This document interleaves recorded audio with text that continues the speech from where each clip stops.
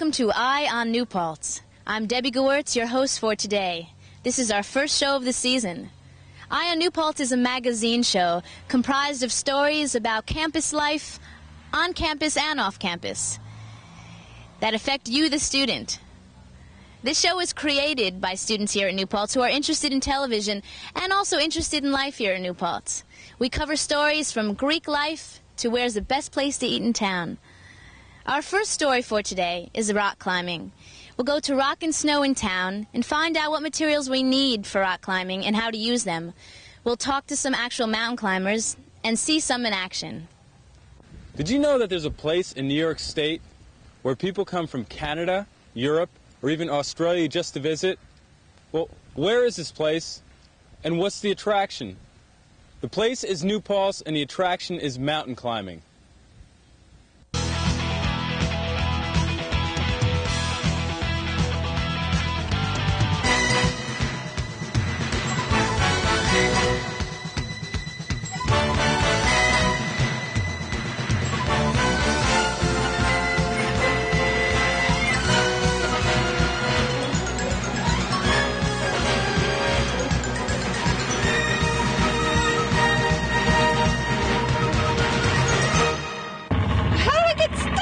So I'm going tomorrow.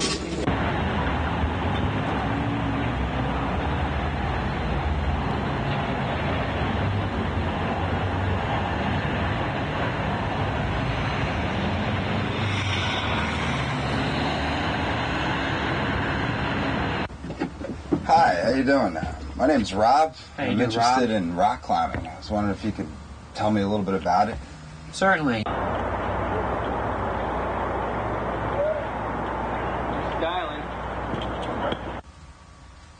Probably one of the most important things is proper footwear, and this is a fairly typical rock climbing boot.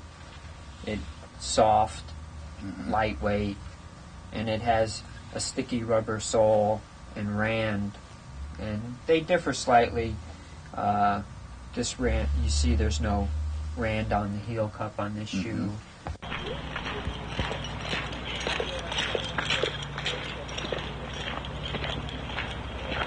The idea of the harness is to keep you upright in a fall, but unless you're wearing really a chest harness, you can still go upside down.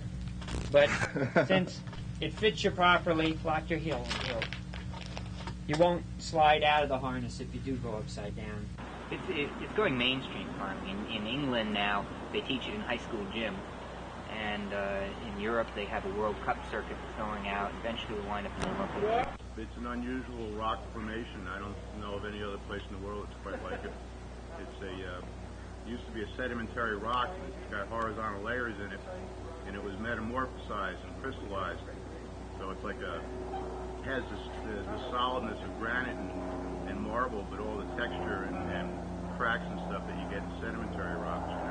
It's the only sport in the world where you can hang out and you can look down on the world and get a different perspective. A climbing rope is specially constructed. This rope is a Kern mantle rope, and there's 9 small strands here that are encased in a sheath that give the rope its handling characteristics, its strength, its ability to absorb impact of a fall and to resist cutting. So it's a special rope. You can't just go out and climb on any rope. The climbing area of the Schwangungs is divided up into 4 areas: the traps, the near traps, the skytop, and Millbrook Mountain. The traps is the most popular climbing area in the Schwangungs. It is conveniently located next to a highway with easy accessibility. You can literally be parked and climbing within minutes of arrival. The near traps is due south of the traps. It is noted for its loose rock formations, and extreme caution is advised when climbing. The skytop, which is part of the Mohonk Preserve, is 3 miles north of the traps. This is marked by a familiar 75-foot stone tower erected in 1921. Lastly is Millbrook Mountain, which is the largest cliff formation in the Schwangungs. Because of its location, it is the least climbed section of the Gunks.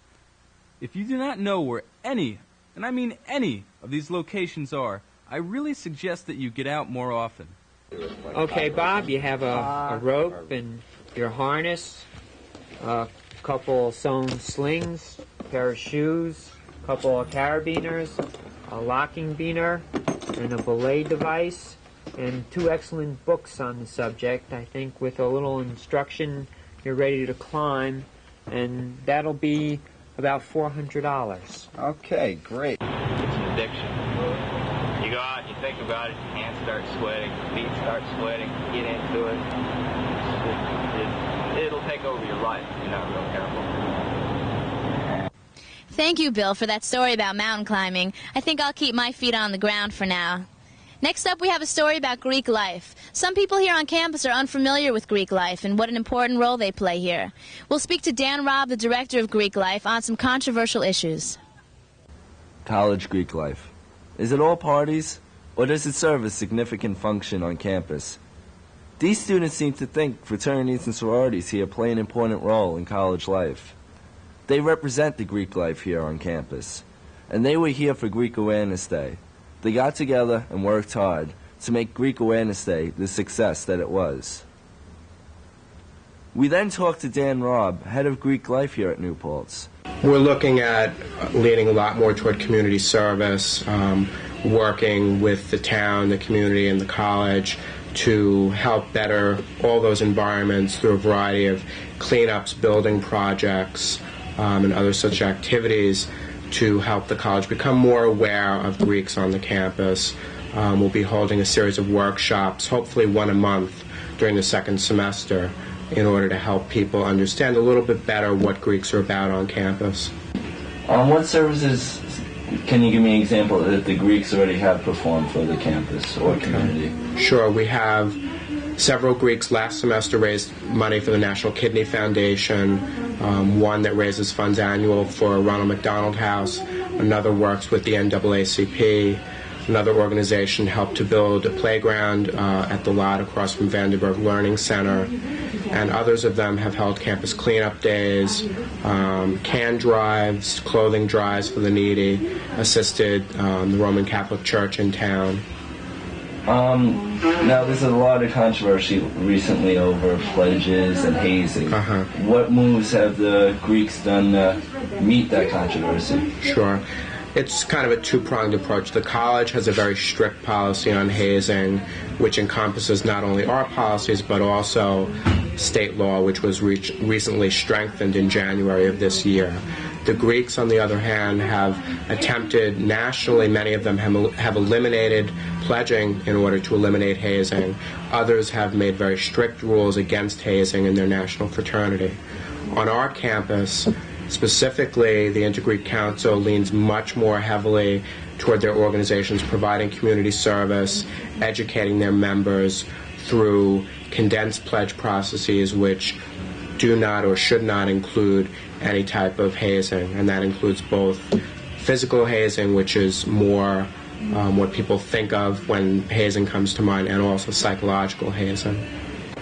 How do you see the Greek life in the future? Is it declining, increasing? I think it'll continue to grow. This campus has really shown through new organizations forming each semester that Greek life is important, that students here are interested in becoming part of fraternities and sororities. We've expanded this semester with two new sororities, and one new fraternity. We have 3 on a waiting list for next semester who are anxious and ready to begin. So I think it'll continue to grow here at New Paltz and hopefully grow in a very positive manner. We then talked to the president of Sigma Delta Tau and asked her about her feelings on Greek life here at New Paltz campus. The Greek organization has been something very good. You not only do you create bonds between yourself and other people, but it keeps you active, and you're doing something that's really good for the people around you. It's become evident that as the times have changed, so has college Greek life. It's no longer an institution of partying and freewheeling. Rather, it's become an institution that serves the community's needs as well as the college students. For Eye on New Paltz, I'm Mark Vishnesky. Well, the Greeks sure do throw great parties, that's all I know. Next up, we have a great story for you. Have you ever wanted to order pizza in the last couple weeks? Come on, I'm sure you have. But you just don't know where to order from. There's so many pizza places. Well, you know what? Before I tell you about it, I'll let my friend Joe tell you about it. Joe? Hi, my name is Joe Muccio. I'm a student here at SUNY New Paltz, and like most students, I like a good pizza pie. Well, I kind of have a problem. There are so many pizza places in New Paltz to choose from, I don't know where to go to. The crew from this show and I got together and decided to perform a little test. We called 4 pizza places, and this is what happened. Hi, is this Jimbo's Pizza? Yeah, I'd like to order a small pie. Hi, is this Village Pizza? Hi, is this My Hero? Hi, is this Boom's Pizzeria? Hi, how are ya? Alright, Come on in. Come on in. Alright.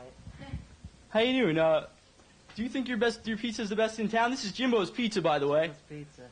Do you think your pizza's the best in town? Yeah, pizza's good, man. It's real good. If college students don't tip, like, how do you feel about that? They're poor, man. Hi there. How are ya? Okay, we have Village Pizza here.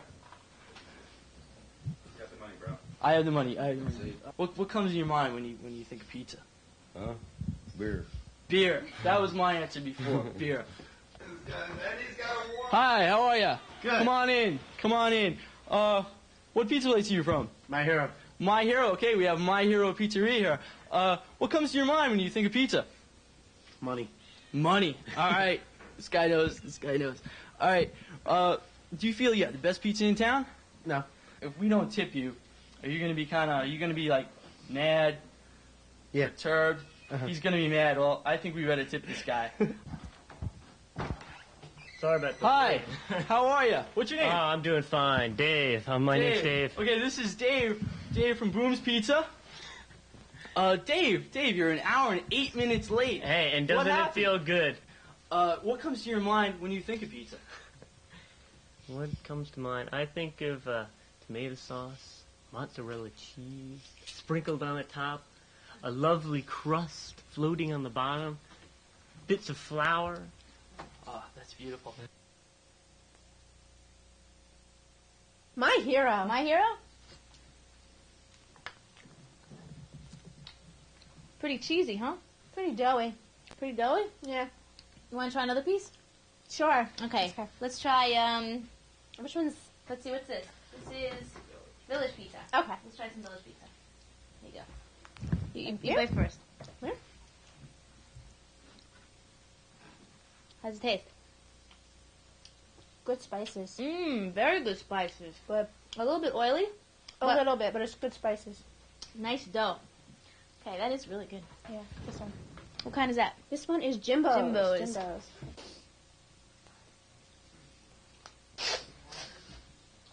It's good, but it's a little messy.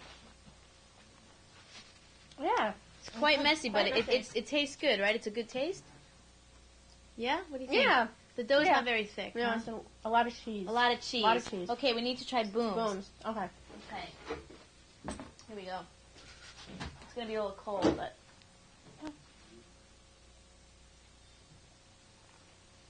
A little plain. Could use some spice. Yeah. I think that... What is that? What is it? Village Pizza. Village Pizza. It seems to be the tastiest, right? Yeah. Well, the results are in. Jimbo's Pizza arrived 25 minutes after my call. The price of the pizza, including delivery, was $5.75. Arriving second was My Hero, and a close second at 26 minutes after my call. The price of the pizza, including delivery, was $7. Arriving third was Village Pizza. They arrived in 30 minutes, just like they said, and the price of the pizza was $8.30. Arriving dead last was Boom's. It was the delivery boy's first night on the job, and it took him an hour and 10 minutes to find us. The pizza was $6, including price of delivery. Well, these are our findings. Although Jimbo's Pizza was the quickest and the cheapest, their pizza didn't taste any better or worse than the other pies. So we'll just have to let you decide who to order pizza from when in New Paltz. Now back to Debbie. Wow, I'm kind of hungry now. I think I'll go to Pizza Plus and get some pizza. At least there I can use my card. I don't have to pay anything. No service, no delivery charge, no nothing. Anyway, next up we have a story about jobs on campus. Where we can get them: Service America, college activities, financial aid. There's lots of opportunities, and we'll find out just how they're available to us. SUNY New Paltz, a home for students. They live here, they eat here, they work here. Hi, I'm Matt Block. My partner and I, Marilyn decided to do a little research on student jobs on campus. The first place we started was with Service America's assistant manager, Matt Haynes. Where would you go if you wanted to apply for a job? We have a personnel office that sets up the hiring of all our employees, being students or non-students. And I'm sorry. That's located in Hasbrook Dining Hall. Okay, and is that just mainly employment for Hasbrook Dining Hall or other places on campus? For all the units on campus, the sub, Oscars, Tower. Can a student work in more than one of these units? Yes.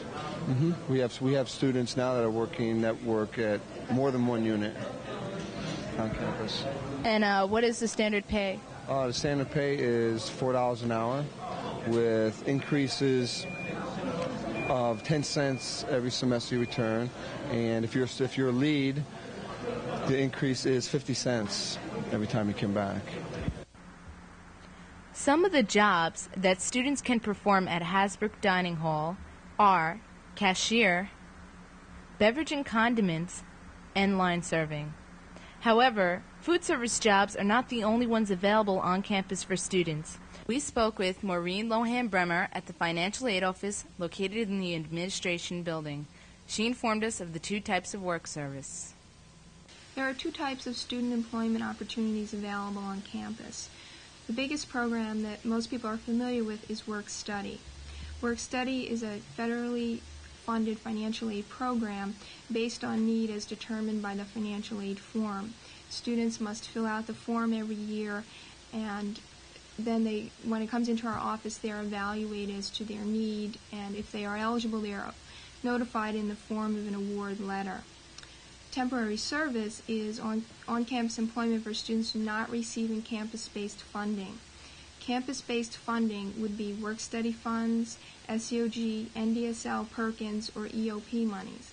So if a student were receiving any of those types of funding, they would not be eligible for temp service. The work-study program offers a very wide variety of jobs. Almost every department on this campus hires or has the ability to hire work-study students. Temp service is somewhat limited. Not every place that has work-study will have temp service. The biggest hires of temp service people are college activities, the library, the gym, tutoring center, and the food service areas. Those are the places that hire the most students. There may be some other departments that have a little bit of temp service funding, but it's very limited. Work-study is more broad. These students obtain their crew service job by speaking with Cameron Ann Reed, assistant to the Director of College Activities. Her office is located in the second floor of the Student Union Building. What are the qualifications needed to apply for crew and/or security? A student who wants to apply for employment here at the Office of College Activities would need to be in good physical condition, because a lot of the crew work is physical labor, moving tables and chairs, picking up risers and staging, and some of that can be heavy. It can also be real dirty work. The other security person needs to be assertive, able to handle confrontations, to be able to understand and follow and administer the campus regulations and policies that we have, and to project an image of control so that the crowd will understand and relate to them. For those of you who wish to acquire an on-campus job, we hope this segment will help you get started. You can go to the offices of Service America, Financial Aid, or College Activities to learn more about the jobs offered. Well, I'm ready to run to Hasbrook and get a job. I don't know about you. Anyway, now we're going to visit a rugby game. We're going to talk to some coaches and find out the origin of the game and how it's played. You ready? Get psyched.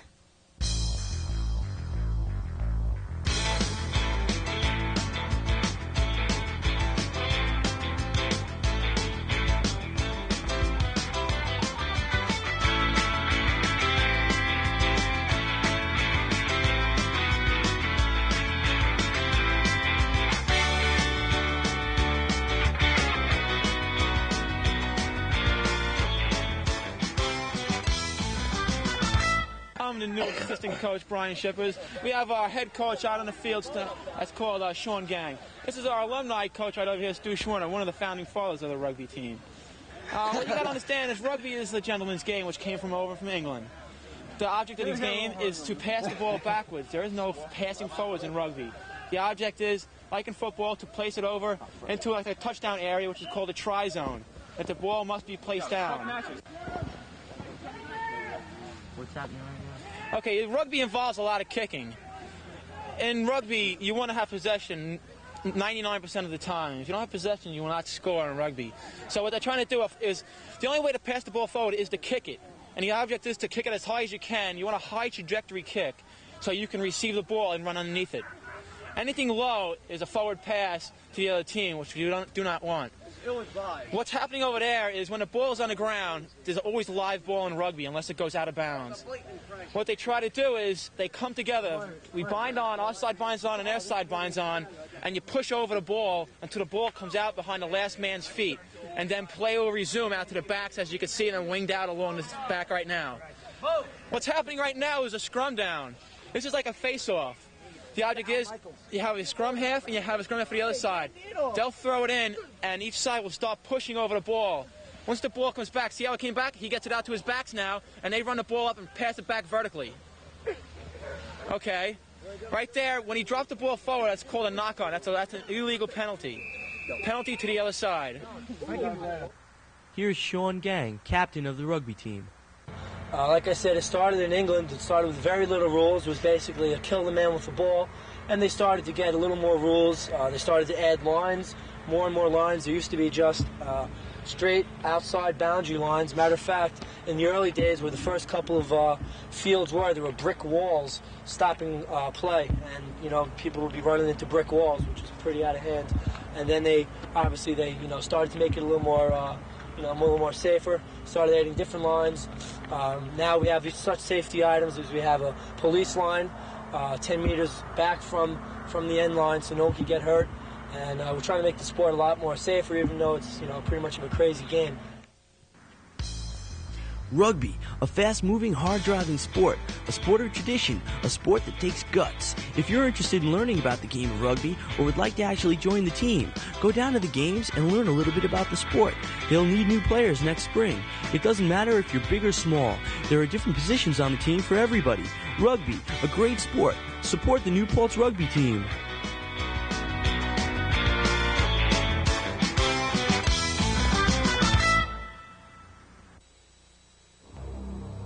There are many ways people get high.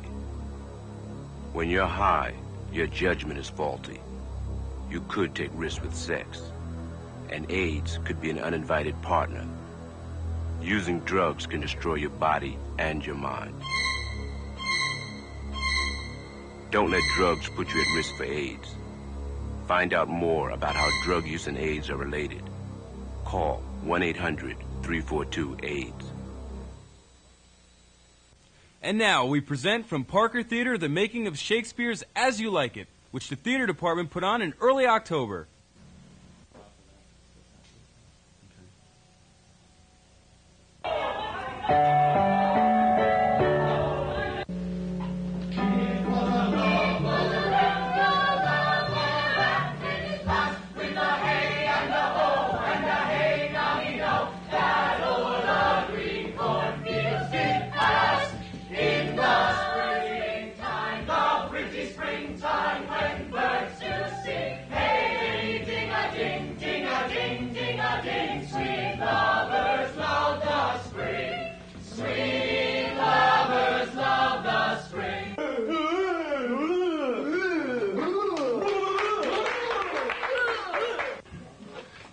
Guess what color this is?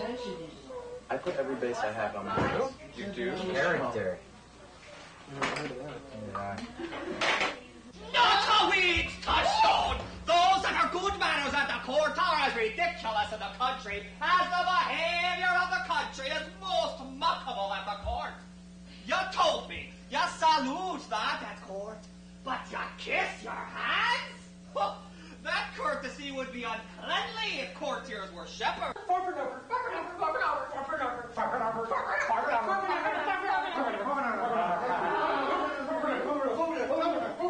Hey Claire, can I borrow that lipstick again, please? Sure. He's one of those. I told you he's one of those sick actor followers. Obsessed. Married, he trots hard with the young maid between the contract of her marriage and the day it is solemnized. If the interim be but a 7 night, time's pace is so hard it seems the length of 7 years. Put your arms up and give somebody energy who might be on the ceiling right now. Him and his wife were riding motorcycles on separate bikes, and she crashed right in front of him and died. I'm so tired of crashing cycles. And then his house burned down, and two of his 3 kids died. Who is this guy? Roy Orbison. Oh, that's true. He's just like my friend. It's true.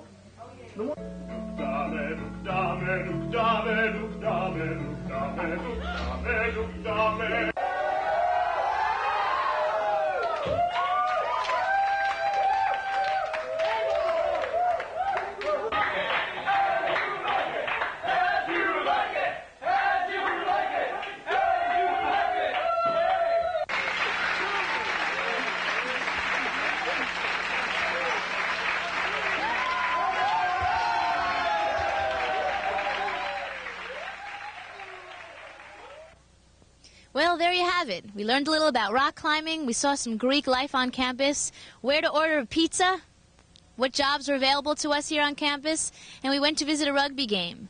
If you have any ideas or any stories that you'd like us to cover, please contact Lee Kobus, the director of the Media Center, at 257-3084. I'm Debbie Gewirtz for Eye on New Paltz. See you next time.